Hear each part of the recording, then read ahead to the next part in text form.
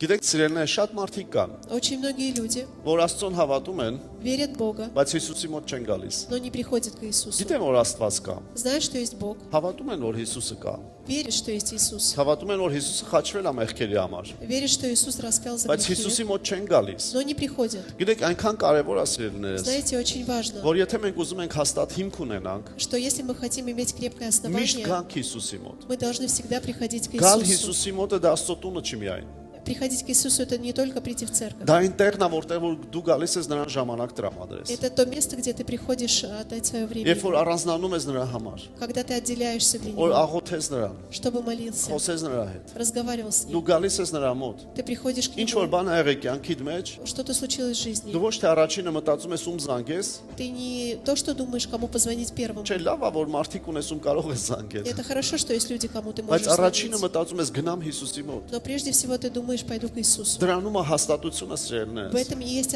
крепкое որովհետև մեր основание. հույսն ու ապավենը Հիսուսն է։ Потому что наше упование – это Иисус. Փառք Աստծո այն մարդկանց համար, որ կարող են օգնել քեզ։ Слава Богу за тех людей, которые могут помогать тебе. Թող Աստված օրհնելով օրհնի իրանց, Пусть Бога благословляет, որ կարող են благословит их, քեզ համար աղոթել, что они могут молиться за ձեռք тебя, մեկնել քեզ։ подать руку тебе. Բայց ուզում եմ քեզ ասեմ Но хочу սիրելիս, тебе сказать, քո հույսը Հիսուսն է։ твоя надежда Դու Иисус. պետք է գաս Հիսուսի մոտ։ Ты должен приходить к